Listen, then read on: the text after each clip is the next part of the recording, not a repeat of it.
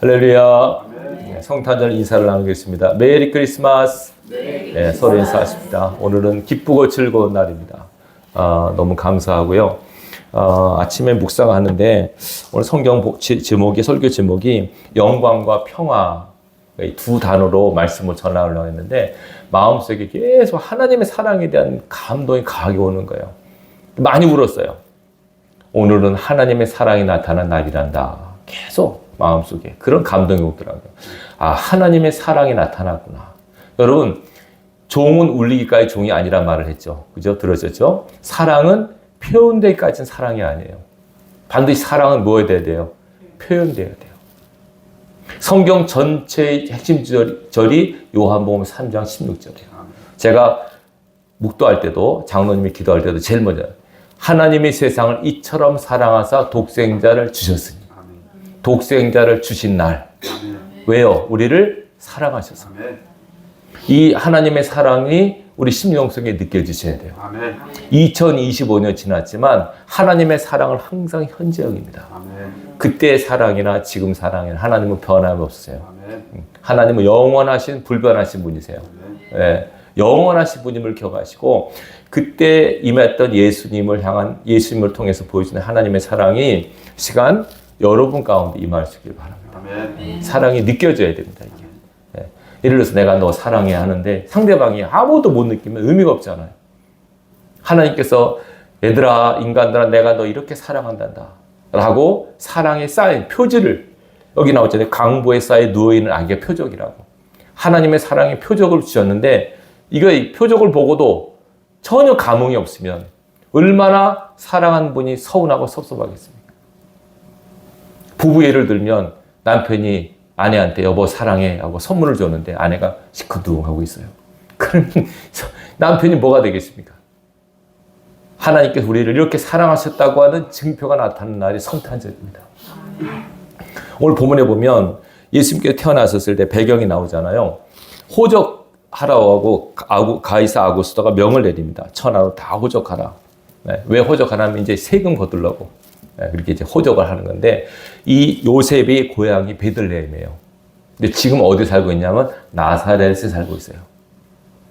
이해되시죠? 고향과 사는 곳이 틀려요. 요셉의 고향은 베들레헴. 지금 사는 곳은 나사렛. 그죠? 거기 사는데 호적하러 이제 고향에 올라가잖아요. 이제 베들레헴에 가는 거죠. 그때 이미 마리아는 잉태가 돼 있어서 그 호적으로 가는 그 와중에 거기서 애를 낳아. 거기서 해산을 해요. 거기서 예수님이 오시는 거예요. 그때 예수님이 오세요. 자, 움직이는 가운데, 그죠? 이동하는 가운데 예수님께서 오세요. 이동하는 가운데. 이것도 영적 의미가 있다고 생각돼요.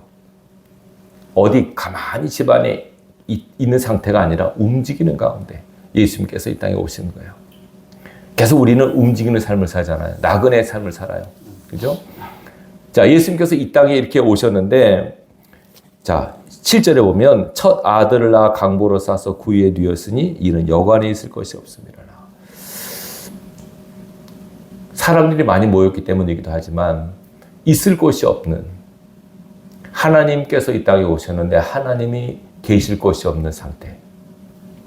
영적으로 뭘 상징하는지 아시겠죠? 여러분, 하나님을 어디로 모십니까, 우리가? 내 마음에 모시잖아요. 그죠? 내 마음에 있을 곳이 없다고 생각해 보세요. 우리 마음에 오시려고 하는데 우리 마음에 예수님을 받아들일 공간이 없다고 생각해 보세요. 마음에 방이 있다고 가정할 때 마음에 예수님을 모실 만한 방이 없는 거예요. 왜 없을까요? 뭔가 차 있어서 그래요. 여관에 사람이 꽉 차 있어요. 그러니까 마리아와 요셉이 있을 곳이 없어서 할 수 없이 마구간에서 몸을 풀게 되고 말 먹이통에 예수님이 누이게 되는 거죠. 우리에게 보여주는 상징적 의미. 내가 너에게 갈 때 내가 갈 수 있는 마음의 공간, 마음의 방이 있기를 원한다. 아멘. 여러분 마음에 예수님을 모실 만한 공간을 마련해 두세요. 아멘. 무엇으로 꽉 차 있습니다. 우리가 보면 이거 여러 가지 걱정, 근심, 불안 이런 것들을 세상 것 그냥 돈 욕심, 자녀, 명예 이런 것들을 꽉 차 있어요. 이런 것 때문에 마음에 예수님이 들어갈 틈이 없는 상태. 마음에 예수님을 모실 만한 마음의 방을 만드셔야 돼요. 아멘. 아시겠죠? 이거 안 나오면 안 돼요. 아멘. 굉장히 중요한 원리입니다. 이거. 보세요. 그 다음에 이때 목자들이 밤에 밖에서 양떼를 지키더니 동방박사는 별을 보고 왔는데 이건 직접 하나님께서 계시하신 거예요. 천사를 통하여. 누가 계시냐면 밤에 양떼를 지키는 목자. 상징적이지 않습니까? 예수님은 목자로 오시잖아요. 나는 선한 목자라. 양떼를 지키는 목자. 예수님을 상징하잖아요. 밤은 고난의 시간, 어둠의 시간에 양떼 잃어버리지 않으려고 목자는 잠을 자지 않고 지켜요.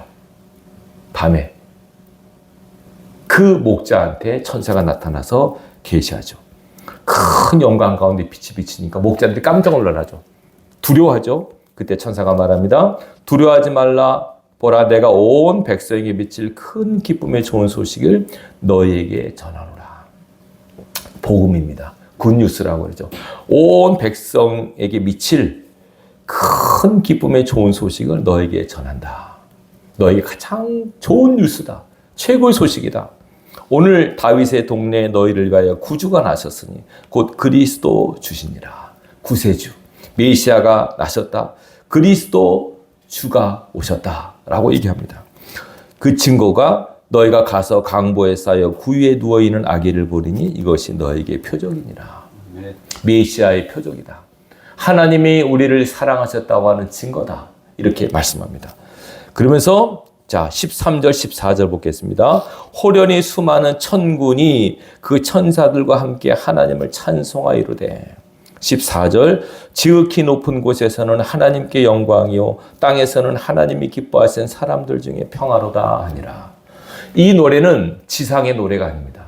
천상의 노래입니다. 누가 불렀다고요?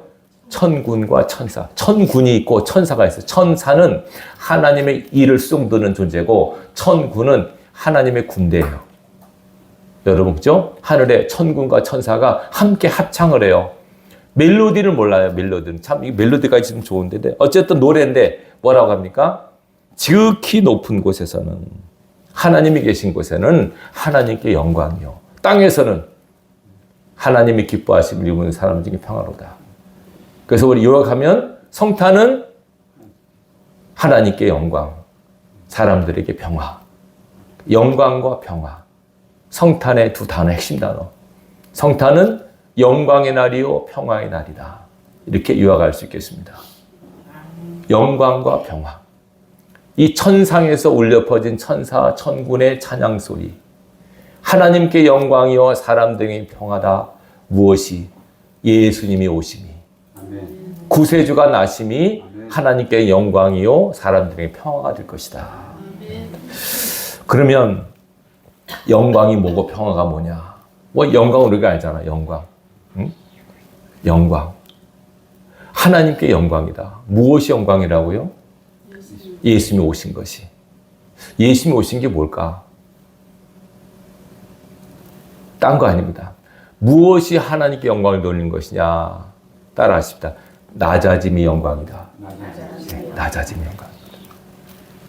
예수님 원래 어디 계신 분입니까? 지극히 높고 거룩하신 하늘에 계신 분입니다. 그분이 땅에 오십니다. 땅에서 하늘로 가는 게 아니라 하늘에서 땅으로 내려오십니다. 근데 내려오셔서 잘 들으세요. 내려오셔서 뭐가 되시냐? 찾아보십시다. 빌립보서 2장 찾아보십시오. 이게 찾아보는 게 맞습니다. 빌립보서 2장. 자, 5절입니다. 5절. 영광이 딴 거 아닙니다. 하나님이 원하시는 마음을 품는 게 영광인데 빌립보서 2장 5절입니다.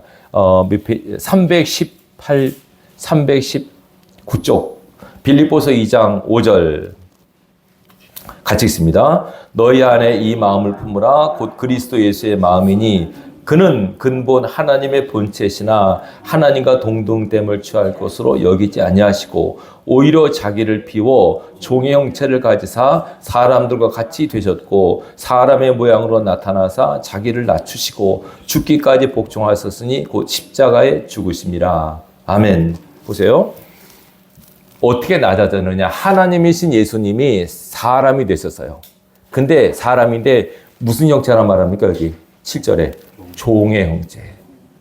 원래 하나님은 주입니까? 종입니까? 주죠. 주님이시죠. 근데 뭐가 됐어요? 종이 됐었어요.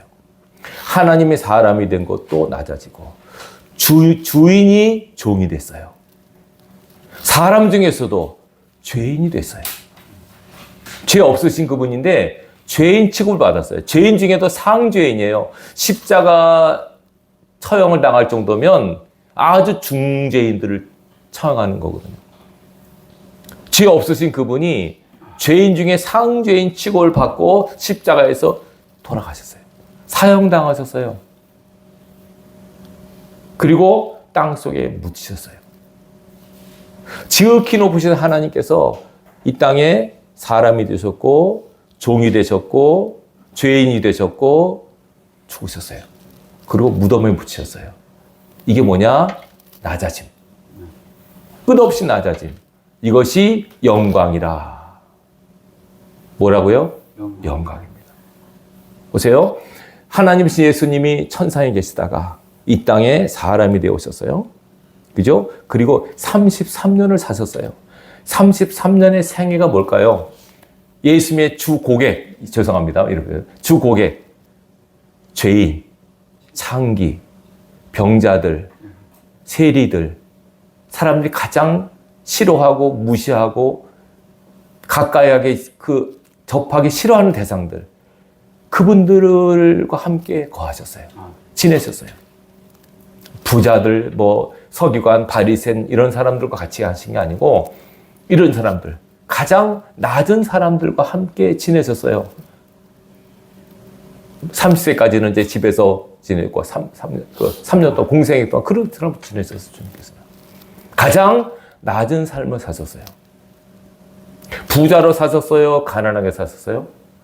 가난하게 사셨어요. 그게 나오면 부유하신 그분이 가난하게 되시면 그의 가난함으로 말미암아 너희로 부욕케 하려 하십니다. 네. 가난하게 사셨어요. 말씀 나는 머리 둘 곳이 없다고. 집 가고 계신 분들은 죄송하게 생각하셔야 돼요. 집 더 가지려고 한 분은 죄송하게. 주님이 집이 없으셨는데 무슨 집 가지려고 싸움합니까? 저는 감사하게 생각해요. 집이 없으니까 얼마나 감사하지 말아요. 그래도 나름대로 그렇잖아요. 예수님이 집이 없으신데 우리가 무슨 집 타러 갑니까? 머리 둘 곳이 없다 그러셨어요. 마땅히 쉴 곳이 없으신 분이세요. 그렇게 3년 동안 사시다가 중죄인 취급받고 사형당하셨어요. 그리고 땅 속까지 무덤에 묻혔어요. 그것이 예수님의 삶이에요. 그게 낮아지심이에요. 이것만 낮아진 게 아니에요. 보세요. 예수님께서 이 땅에 오셨어요. 어디에 오셨습니까? 다시 말해, 예수님 태어난 곳이 어디입니까? 동네. 베들레헴. 알죠? 베들레헴은 부유촌일까요? 가난한 촌일까요? 미가서 5장 2절. 베들레헴 에브라다에 너는 유다 골 중에 가장 작을지라도 내게 산 목자가 나서 한 사람이 나서 내 백성이 목자가 되리라. 가장 작은 골이 베들레헴이에요. 그리고 어디서 사세요? 나사렛은 우리 식으로 하면 깡촌이에요. 깡촌. 저 시골 촌동네. 지금도 부유하지 않아요. 촌동네. 오직하면 나다나엘이 나사렛에서 무슨 선한 것이 나오냐 이럴 정도의 말할 정도예요. 가장 높으신 분이 가장 작은 도시에 가장 깡촌에서 오셔서 깡촌에서 사시는 거예요. 30년 동안 거기 사셨어요. 그래서 나사렛 예수라는 별명이 붙여요. 이거 뭘 상징합니까, 여러분? 하나님께서는 끊임없이 낮아지신다. 예수님은 끊임없이 낮아지신 분이다. 바로 이 낮아짐의 마음을 품으라. 이것이 예수의 마음이다. 그러면 이 낮아짐이라고 하는 마음, 낮아짐의 마음을 한 단어가 뭐라고 표현할 수 있을까요? 겸손입니다. 겸손. 예수님 당시 말씀, 나는 마음이 온유하고 겸손하니. 그러니까 여러분, 성탄절은 겸손하셔야 돼요. 하나님의 겸손, 예수님의 겸손을 배우셔야 돼요. 겸손이. 왜 중요한가 하냐면 사람들이요, 겸손한 사람 찾기가 어려워요.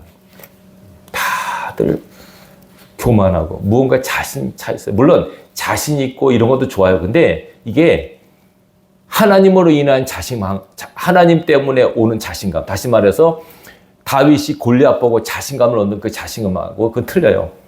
자기 어떤 백을 믿고 자기 어떤 지위, 자기 학식, 자기 재산 이걸 믿고 자신을 찬 거는 이거는 겸손이 아니에요. 많은 사람들이 교만해 있어요. 하나님 보시기 교만해요. 오죽하면 세례요한이 뭐라고 했습니까? 높은 산을 낮게 한다. 골짜기를 돋운다. 교만한 마음은 예수님을 영접하지 못해요. 근데 예수 믿고도 교만한 사람들이 있어요. 우리 마음 가운데 교만이 있으면 안 돼요. 항상 마음을 낮추셔야 돼요. 그러면 겸손이 뭔가? 딴 거 아니에요. 범사에 감사하시면 돼요. 불만, 불평, 투덜, 비판 이거는 교만한 마음입니다. 마음에 안 드니까 그런 마음에 안 돼요. 이스라엘 백성이 광야 40년 동안에 감사했어요? 불평했어요? 대부분 불평했어요. 그 마음이 교만했다고 하나요. 그래서 신명기 8장 3절에 보면 광야 40년을 준 이유에 대해서 그애들의 마음을 낮추시며 교만한 마음 낮추시는 거예요. 지금 세대가 더 부유한 세가 돼서 더 교만해졌어요. 더 교만해졌어요. 절대로 교만한 심령 가운데는 하나님의 은혜가 임하지 못합니다. 은혜를 사모한다면 먼저 마음을 낮추세요. 왜 하나님께서 우리에게 고난을 주신 줄 아십니까? 고난은 우리를 겸손케 하기 때문에 그렇습니다. 고난은. 이전에 코로나 전에 여기 서귀포로 이제 병원 10만 가잖아요. 그죠? 대부분의 입원해 있는 분들은 겸손하더라고요. 거기 누워있으면서도 뭐 내가 왕년에 이랬는데 이런 사람은 거의 없고 다 기도해 준다면 나 고맙게 받고 그래요. 건강한 사람은 그렇게 기도 받겠어요? 고난은 우리를 겸손케 해요. 그래서 여러분 하나님께서 고난을 허락하신 것도 축복인 줄 믿으셔야 됩니다. 고난 없이는 겸손하게 안 됩니다. 우리는. 고난 가운데 겸손해집니다. 하나님은 겸손함을 기뻐하십니다. 아멘. 이걸 오해하시면 안 돼요. 보세요. 예수님께서 계속 낮아지시고 낮은 곳을 다니시고 낮은 사람들과 만나셨잖아요. 그러면 이게 하나님은 낮은 곳을 좋아하시나? 낮은 곳을 좋아하시는 게 아니에요. 낮고 천한 사람들 속에 들어가셔서 그들을 높이시기 위함이에요. 이해되시겠죠? 높이시기 위함이에요. 이걸 여러분들이 잘 기억하셔야 돼요. 하나님의 마음은 예를 들어서 이 땅에 사람 하나님의 마음은 모두가 똑같이 다 잘 살기를 원하세요. 근데 어떤 사람은 못 살아. 다 건강하기를 원하세요. 근데 어떤 사람은 아파. 그러면 아버지가 어디에 마음이 가 있을까요? 건강한 사람들, 잘 사람들한테가 아니라 가난하고 병든 사람들한테 아버지의 마음이 가는 거예요. 이사야 57장 15절에 이렇게 말씀하세요. 내가 지극히 높고 거룩한 곳에 거하며 또 통회하고 겸손한 자와 함께 거하나니. 겸손한 자의 영을 소생케 하고 통회하는 자의 마음을 소생케 시키기 위함이다. 왜 겸손한 마음 가운데 함께 하시냐면 그들의 마음을 소생시키려고. 통회하고 슬퍼하는 자를 위로하려고. 그래서 찾아오시는 거예요. 하나님께서 낮은 걸 좋아하는 게 아니고 그 낮은 곳에 있는 사람, 그 상태를 높이시기 위해서 오시는 거라니까요.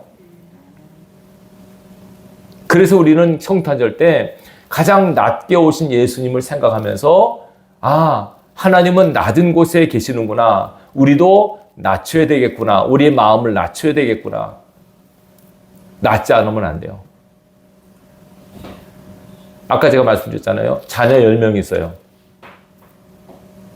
그 중에서 다 잘 나가는데 한 아이가 유독 아파요. 장애가 있어. 그럼 부모 마음은 누구한테 가요? 정상적인 부모 같으면 잘 나가는 자녀가 아니라 아픈 자녀에게 가요, 마음이. 그래서 그게 하나님의 마음이고 이것이 주인된 마음이라니까요. 주인된 마음. 제가 이전에 부목사로 있을 때 담임 목사님이 그 얘기 하시더라고요. 부목사들을 보면 담임 목사님은 부목사들로 다 담임 목사님만 갖길 원해. 근데 안 그래. 못 본대요. 절대로 부목사들은 담임 목사가 보는 걸 못 본대요. 교회를 둘러봐도 여기 불이 켜져 있네, 기스가 안 났네, 이거 부족하네. 절대로 부목사들은 못 본대요. 누가 봐요? 담임 목사는 보이는 거예요, 그게. 누가 교인 주인인지 아십니까? 아, 이게 있으면 좋겠네, 이게 부족하네, 아 이거 있으면 좋겠네, 이런 것들이 보여야 돼요. 아무것도 안 보이면 그거 손님이에요, 여러분. 무슨 말씀 이해되시겠죠? 회사에서, 그죠? 회장님이 직원 뽑을 때 그런 사람을 뽑으면 되잖아요. 내 집같이 여길 수 있는 사람, 직원. 아, 여기 이게 부족하네. 좋은 것보다도 잘못된 거, 고쳐야 될 거, 이것들이 보여지는 거예요. 하나님 아버지의 마음이 똑같다니까요. 잘 나가고 건강하고 이런 사람들 무시한다는 건 아니고, 그런 사람들이 아니라 뭔가 부족하고 흠이 있고 뭔가 아프고 이런 사람들에게 마음이 가는 게 하나님의 마음이라니까요. 그래서 예수님께 그런 사람 찾아가신 거예요. 아프니까 그 보기 싫다고. 그래서 그분들을 치료하고 위로하고 싸매시고 그들을 높여놓는 것이 예수님의 공생의 사역이에요. 병든 자 치료하시고, 귀신 들은 자 내쫓으시고, 가난한 자 부욕케 하시고, 배고픈 자 먹이시고, 그것이 예수님의 사역이었어요. 이것이 바로 겸손의 모습이에요. 이것이 예수님의 오심의 특징입니다. 하나님은 높은 곳에 계시지만 가장 낮은 곳에 오셔서 낮은 사람과 함께 거하심으로 낮은 자들을 높이시기 위해서, 영적으로 말씀드립니다. 죄 없는 예수님이 죄인이 되신 것은 우리 죄인들로 하여금 죄 없는 자로 만드시기 위함이에요. 그분이 낮아지심으로 우리가 높아지는 거죠. 죄 없으신 그분이 죄인 취급받으심으로 죄인들이 의인되게 하기 위해서 예수님께서 이 땅에 오신 거예요. 그러니까 우리가 성탄의 의미를 깊이 생각하셔서 우리 마음이 어떠할 건가 하는 걸 생각하시기 바랍니다. 마음을 낮추시고 겸손케 하시기 바랍니다. 겸손한 사람은 절대로 원망불평, 투덜, 비판 안 합니다. 그리고 겸손한 사람은 항상 나보다 남을 낮게 여깁니다. 나보다 훌륭하네, 나보다 낫네, 이런 사람을 이건 겸손한 분입니다. 나보다 못하네, 나보다 어리네, 나보다 실력 없네, 이렇게 보는 거는 그 마음이 높은 마음이에요. 그런 마음을 가져서는 안 됩니다. 하나님은 겸손한 자와 함께 거하십니다. 아멘. 내가 높고 거룩한 곳에 거하지만 겸손한 마음 가운데 함께한다. 기억하시기 바랍니다. 하나님의 임재를 경험하고 싶으시면 여러분 마음을 낮출 수 있길 바랍니다. 아멘. 이것이 바로 영광입니다. 아멘. 영광이 뭐냐? 낮아짐이 영광입니다. 십자가, 낮아짐의 극치, 낮아짐의 끝, 십자가에서 죽는 거, 이것이 바로 영광입니다. 하나님께 영광이 뭐냐? 십자가의 죽으심, 바로 희생이 영광입니다. 이걸 여러분들이 꼭 기억할 수 있길 바랍니다. 우리는 영광하면 잘 나가고 그런 건데 꼭 그것이 아니고, 영적으로 봤을 때 가장 큰 영광은 십자가를 지는 것이 영광입니다. 십자가를 지는 거. 근데 우리는 그 영광은 바라지만 영광 앞에 있는 십자가는 꺼려합니다. 부활이라고 하는 승리와 영광은 십자가를 통과했을 때 나타나는 것입니다. 십자가 없는 부활은 없습니다. 고난 없는 영광은 없습니다. 영광을 꿈꾸신다면 고난의 십자가를 지셔야 됩니다. 이 원리와 법칙을 꼭 기억할 수 있기를 주님의 이름으로 축원합니다. 그 다음에 평화는 굉장히 중요합니다. 이스라엘 사람들은 인사를 할 때 샬롬이라는 말을 합니다. 샬롬.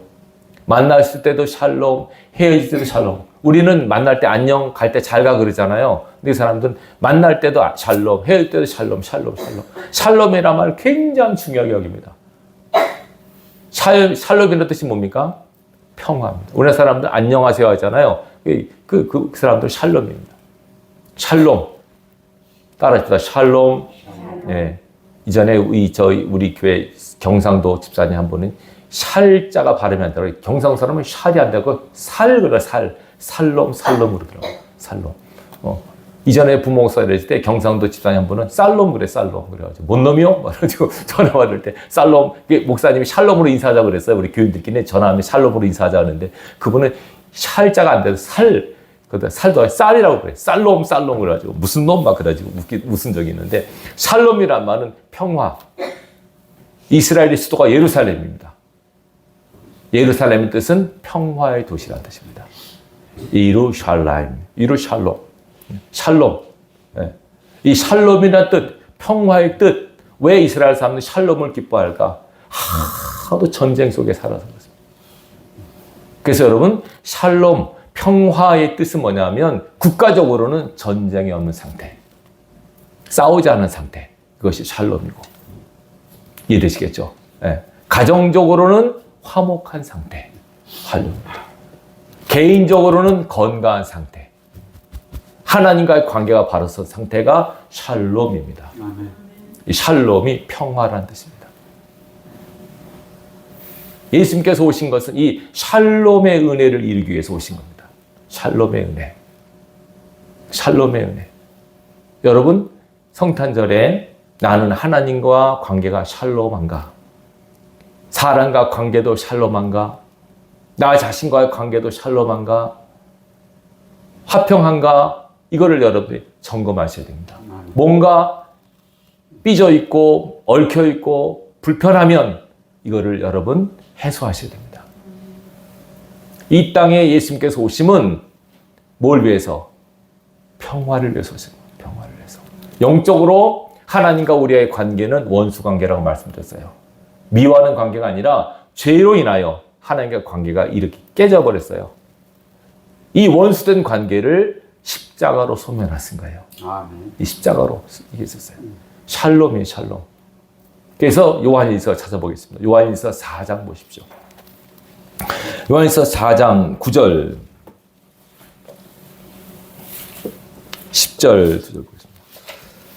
이 391페이지입니다. 요한일서 4장 9절과 10절 같이 있습니다. 391페이지 시작. 하나님의 사랑이 우리에게 이렇게 나타난 바 되었으니 하나님이 자기의 독생자를 세상에 보내심은 그로 말미암아 우리를 살리려 하심이라. 사랑은 여기 있으니 우리가 하나님을 사랑한 것이 아니요 하나님은 우리를 사랑하사 우리 죄를 속하기 위하여 화목제물로 그 아들을 보내셨습니다. 아멘. 쉽게 설명할게요. 화평제물, 평화의 제물이 되신 겁니다. 다시 말하면 평화 위에서는 반드시 뭐가 있어야 돼요? 제물, 희생. 희생 없이는 평화가 없다. 그 평화를 위해서 예수님은 희생 제물이 되신 거. 하나님 아버지는 사랑하는 인간들을 이 관계를 회복하기 위하여 아들을 화목 제물로 보내신 겁니다. 그분이 죽으심, 그분의 십자가를 통하여 다시금 하나님과 관계가 새롭게 복원이 된 겁니다. 화평케 하시는 주님, 화목 제물로 오신 겁니다. 그래서 십자가, 여기 앞에 십자가는 위로는 하나님과의 관계, 옆으로는 사람과의 관계. 굉장히 중요합니다, 여러분. 여러분 부부끼리 화목하십니까? 부모 자식 간에 화목하십니까? 가족 간에 화목하십니까? 이웃끼리 화목하십니까? 교우끼리 화목하십니까? 이걸 점검하셔야 됩니다. 예수 믿는데 화목하지 않다는 것은 예수님의 죽음을 헛되이 만든 겁니다. 왜? 예수님은 화목 제물로 오셨는데 우리가 불화의 관계, 불편의 관계에 있다면 뭔가 안 된 겁니다. 빨리 바로잡으셔야 됩니다. 예수님의 죽음을 헛되이 할 수 있습니다. 예수 믿으면서 누구를 미워하고 누구를 싫어하고 보기 힘들어하고 이거는 정상이 아닙니다. 성탄절에 샬롬을 위해서 오신, 평화를 위해서 오신 예수님을 정말 여러분들이 믿고 함께 하기를 원하신다면 이 관계를 빨리 회복시키셔야 됩니다. 그러면 반드시 희생을 하셔야 됩니다. 먼저 희생하셔야 됩니다. 우리 다 나 안 하고 남이 하기를 원하지만 안 됩니다. 먼저 용서하고 먼저 손을 내밀고 먼저 은혜를 구하는 자가 이기는 자입니다. 저 사람이 와서 내 앞에 무릎 꿇기 전에는 잘못하다고 용서하기 전에는 내가 용서 못해. 이거는 크리스찬의 자세가 아닙니다. 먼저 용서를 구하고. 왜? 빨리 화목해야 되니까. 왜 기도가 막힙니까, 여러분? 왜 기도 응답이 안 됩니까? 여러 가지 이유 중에 하나는 하나님과 관계가 뭔가 걸려 있어서 그렇습니다. 이 화평의 관계를 깨는 가장 근본의 이유는 죄입니다. 죄는 하나님과 우리의 관계를 가로막습니다. 그래서 죄가 쌓이면 담이 됩니다.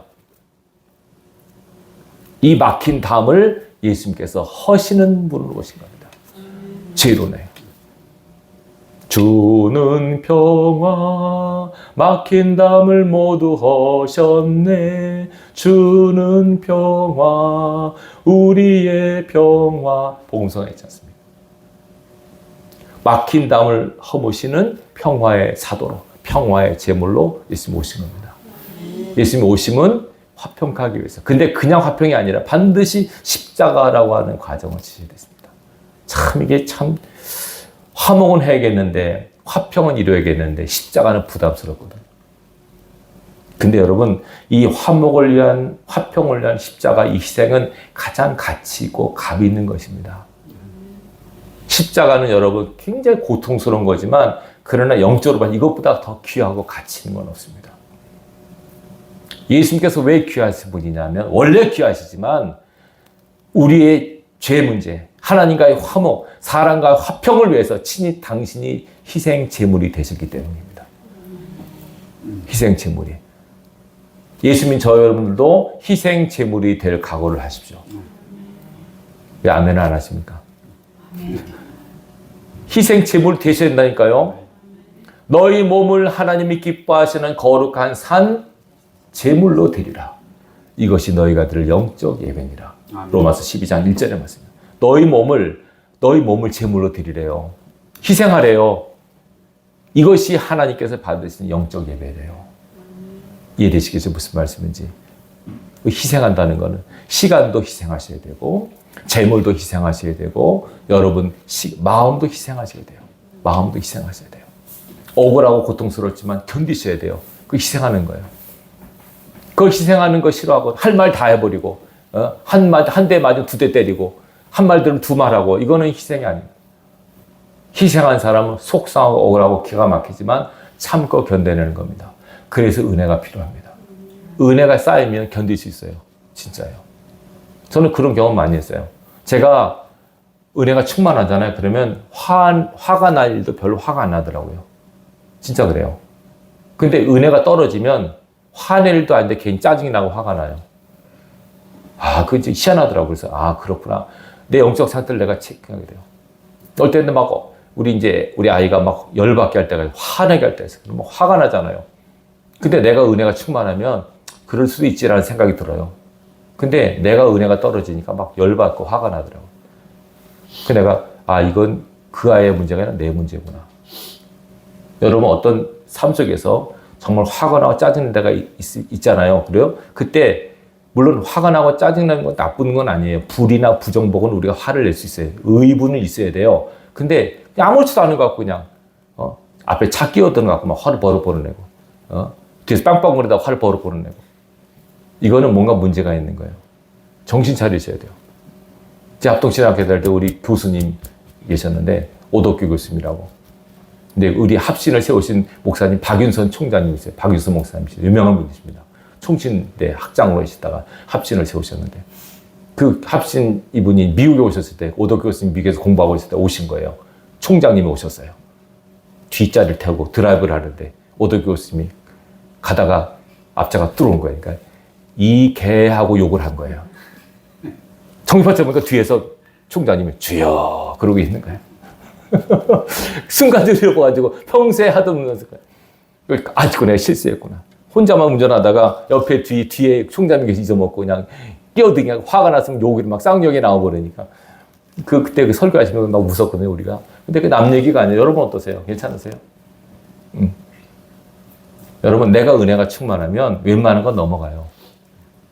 허물도 미워하는 마음도 없어져요. 내가 은혜가 안 되니까 그냥 미워하지 않은 사람도 미워하고 말 한마디만 하면 막 확 화를 내고 이거는 그의 문제가 아니라 나의 문제입니다. 마음을 낮추시고 은혜로 충만하게 하시기 바랍니다. 은혜를 받아야 돼요. 그래서 은혜 못 받으면 안 돼요. 예배를 통해서 은혜를 받으셔야 돼요. 예수님께서 이 땅에 오신 것은 영광이고 평화다. 하나님께 영광이고 평화인데 앞에 부제가 있습니다. 모든 사람에게 평화가 아닙니다. 앞에 뭐라고 있습니까? 기뻐하심을 입은 사람들. 하나님이 기뻐하신 사람들 속에는 평화가 있을 것이다. 여러분 하나님께서 기뻐하시는 분들입니까? 여러분 속에 평화가 있을 것입니다. 평화. 평화가 중요합니다, 여러분. 그러면 평화는 뭔가? 아까 말했잖아요. 전쟁 없는 상태, 모든 사람과 관계가 편안한 상태, 이 상태 평화죠. 평강, 이 평화. 근데 엄밀히 말하면 세상은 전쟁 아닙니까? 그럼 다 입시 전쟁, 취업 전쟁, 다 전쟁이라 말씀입니다. 생존, 전쟁, 다 전쟁이라는 말씀입니다. 너무 치열하니까. 그 가운데 어떻게 평안을 누릴 수 있습니까? 진정한 평안은, 그죠? 다 끝난 다음에 평화가 아닙니다.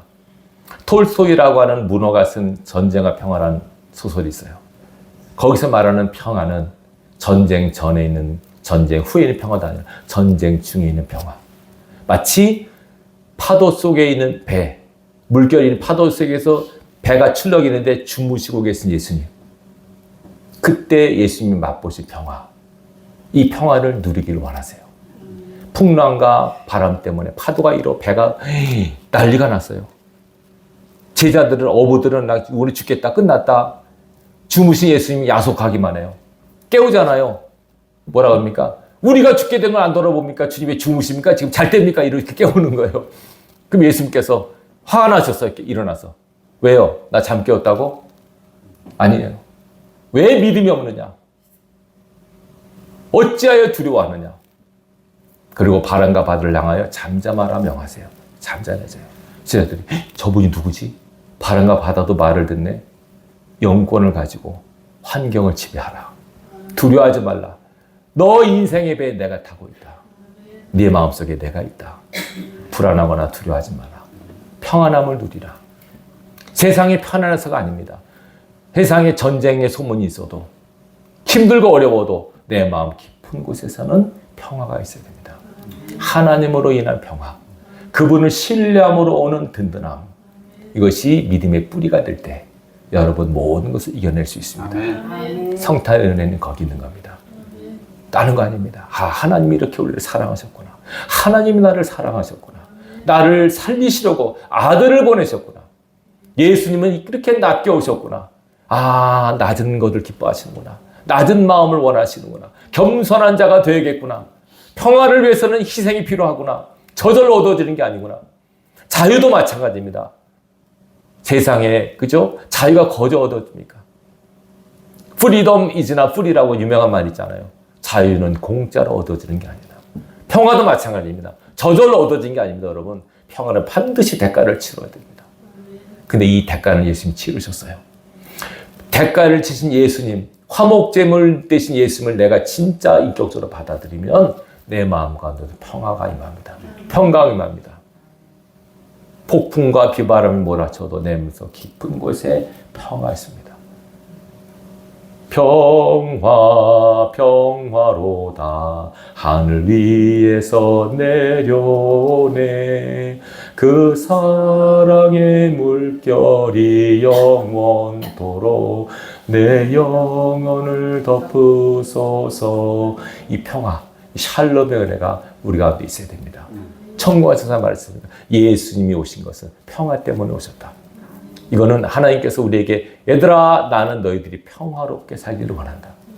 육신의 건강, 가정의 화목, 전쟁이 없고 서로 간에 사랑하고 섬기고 이런 상태가 되기를 원한다. 근데 세상은 어떻습니까? 복잡하고 시끄럽고 하죠. 그럼 우리도 같이 복잡 시끄러워야 되는 거 아닙니다. 그 가운데 평화를 누리기를 원하십니다.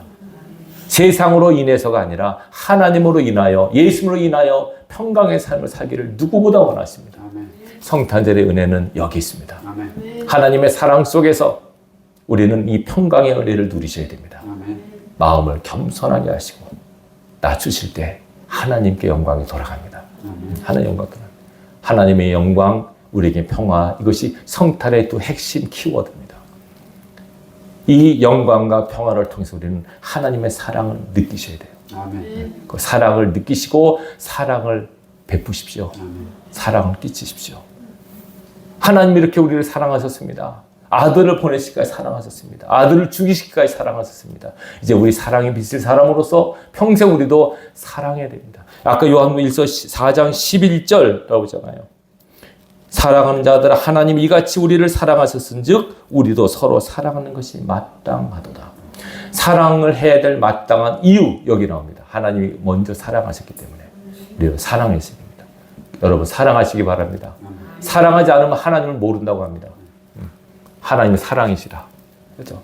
성탄절은 하나님의 사랑이 드러낸 날, 나타난 날. 사랑을 나타내시고 드러내시기 바랍니다. 아멘. 사람을 일단 말로 표현하세요. 말로. 사랑한다고 말하세요. 서로 간에. 아시겠어요? 서로 사랑한다고. 사랑한다고 말하세요. 부부끼리도 부모 자식이 사랑한다고 말하세요. 체면 그런 거 내세우면 아직도 교만한 거예요. 그럴 때 하지 마세요. 무조건 사랑한다. 사랑한다. 그렇게 말하세요. 그렇게 말해야만 사랑의 표시가 돼요. 그리고 말로만 아니라 그러잖아요. 말로만 그러잖아요. 말로만 하는 거. 뭔가 보이세요. 돌을 쓰든지 시간을 들이든지 사랑을 보이세요. 하나님께서 하늘에서 얘들아 인간들아 난 너희를 사랑한단다. 끝. 큰 사랑이 아니에요. 내가 너를 얼마나 사랑하는지 보여주마. 내 독생자를 주겠다. 이 흑암에 있어요. 사단이 지배하는 세상에 아들을 보내신 하나님 마음을 생각하십시오. 양을 일대로 보낸 예수님의 마음처럼 이 사단의 영역에 하나님께서 아들을 보내셨어요. 벌써 사단이 죽이려고 난리치지 않았습니까? 오늘 새벽에 봤잖아요. 그죠? 어제 저녁에 봤잖아요. 뭐 헤롯이 죽이려고 난리치고. 근데 결국 하나님께서는 결국 하나님 뜻을 이루십니다. 얼핏 보면 예수님께서 결국 사단에 의해서 죽임당한 것 같지만 그러나 하나님께서 그렇게 되기를 원하셨습니다. 왜냐하면 반드시 영광을 위해서 희생, 평화를 위해서는 뭐가 필요하니까? 희생이 필요하니까. 여러분 희생이 가장 가치 있는 삶임을 기억하시길 바랍니다. 성탄절을 맞이하여서 영광과 평화의 은혜가 여러분 심령과 삶 속에 충만하기를 주님의 이름으로 축원합니다.